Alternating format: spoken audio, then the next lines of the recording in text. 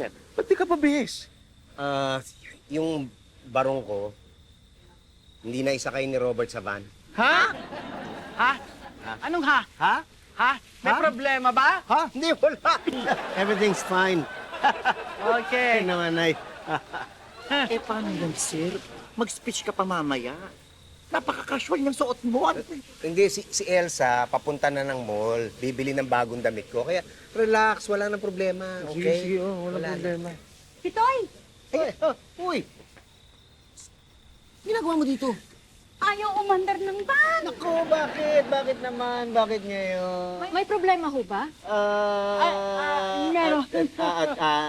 Aminin ko na, ha? Meron eh. Sabi ko na nga ba may problema. Mapapahiya ako sa mga taga-Kanyugan. Nay,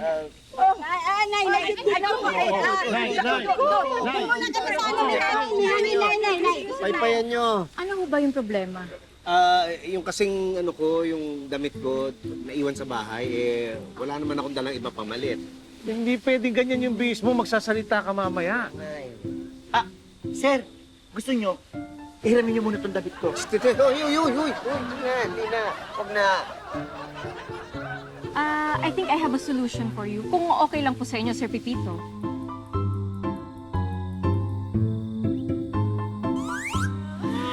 Ay, excuse, si Pitoy. Nagbihis lang po. Ay, ayun na po si tatay, oh. Hello.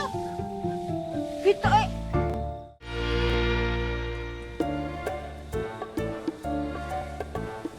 Okay lang ba sa'yo? Ganyan suot mo. Maigi na to, kaysa sa suot ko kanina. Hindi ba pwedeng tanggalin na tong bow tie at saka itong apron? Naku, sir, nakatahi po yan eh. Pag tinanggal natin yung apron, magiging crop top yung polo nyo. Ako, sir, hindi nyo carry ang crop top. Oo na. Maigi na to kaysa wala. Sige. Naaalala mo pa ba nung una tayong nagkita? Hindi malilimutan ng aking nadama. Magkahalong tuwang, nerbiyos at kaba. Merong konting kilig at konting pagtataka. Hindi kaya pinagtripan lang tayo ng tadhana, o parang namalikmata na matanda. Sasabihin ko ba baka nakakahiya, pero sayang dahil sobrang ganda. Unang kwento, di kaya nangyari rin ito sa inyo. Unang kwento, lika na magkwentuhan na tayo. At kung di masakyan at di mo maintindihan, daraanin ko na lang sa kwento.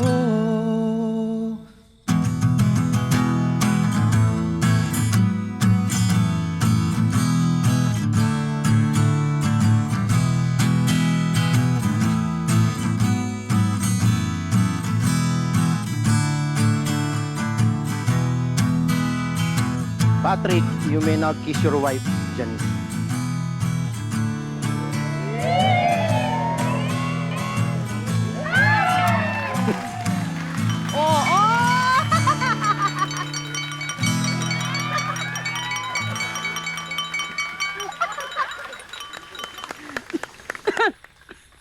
Uy, okay ka lang? Teka, kuha kita tubig. Waiter! Huwag mo sa kami tubig. Naku, pasensya na ho eh. Oo, naku. Sige ho. Salamat. Umihingi rin ng tubig yung matanda eh. Kawawa na kukuha ko. Waiter, plain iced tea. Sige ho, pahintay lang. Ladies and gentlemen, the buffet table is now open. Bon appetit!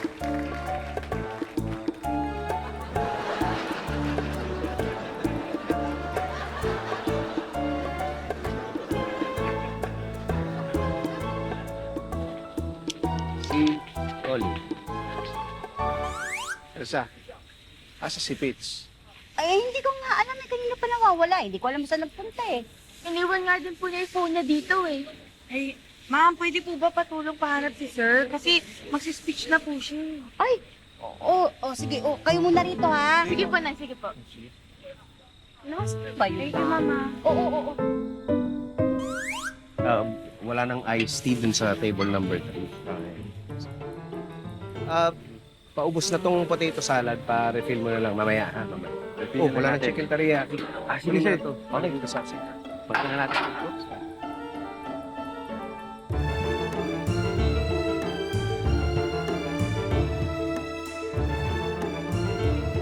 Dito, ay!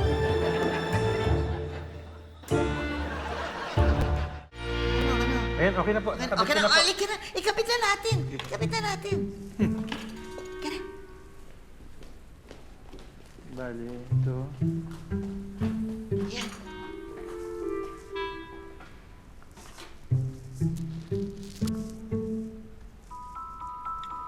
Ay, ano ka pa? Babasagin mo pa yan? Ang hirap po ikabit eh. Pasensya ka na, ha?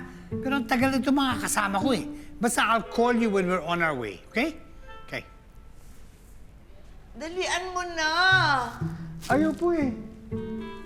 Dalian mo na. Baka wala na tayong maabutang pagkain. Ayaw po talaga? Bakit ayaw? Tommy, ikaw na nga. Tulungan mo na nga. Okay, but 500. Ang mahal naman. Of course, nagmamadali ka kasi. At saka, ikaw rin. Baka mamaya maubusan ka ng pagkain. Sige na, sige na. Sige. Dali-dali naman ito. Okay, hold on. Hold. Okay.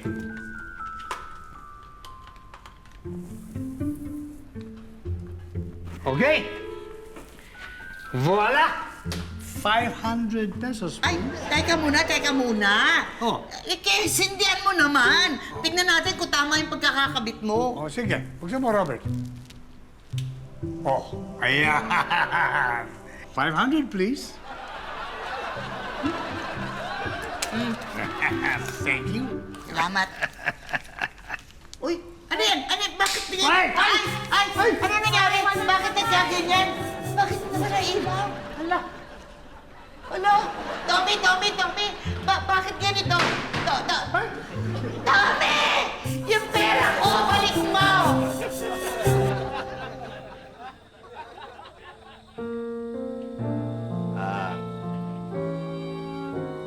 Olive, may problema ba? Everything's not perfect! Hindi, okay na. Nagawa na namin ng paraan. Si Elsa tutulong na rin para mag-serve doon sa mga bisita. Okay na, maayos na. Okay na, tuloy na yung kasal. Patrick, anak. Janice, congratulations sa inyo. At sana ay magkaroon pa kayo ng mas matibay na pagsasamahan sa susunod na mga taon para sa inyong mga anak. Mahal ko kayo.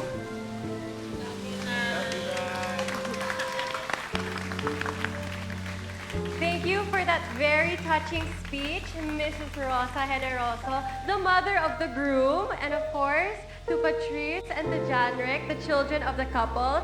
And now, we invite to the stage the best friend of the groom since their childhood days in Canyogan. May we please welcome Mr. Pepito Manaloto!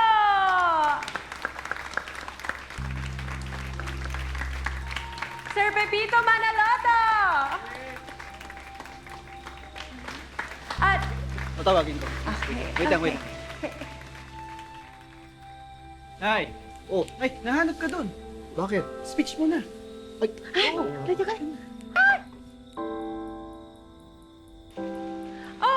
please welcome Sir Pepito Manaloto!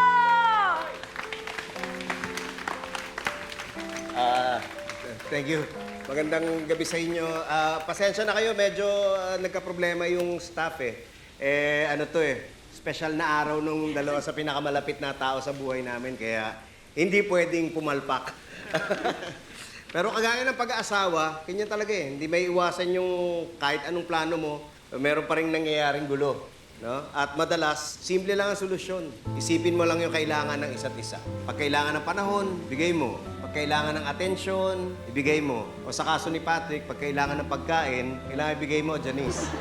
Ang sabi nga, ang pag-aasawa ay isa sa pinakamahirap na trabaho. Pero kahit walang sweldo, dapat pagbutihan nyo. Kasi ang kapalit nito, pagsasama na hindi mapapantayan ng kahit na ano. Kaya congratulations sa inyo. Mabuhay ang bagong kasal!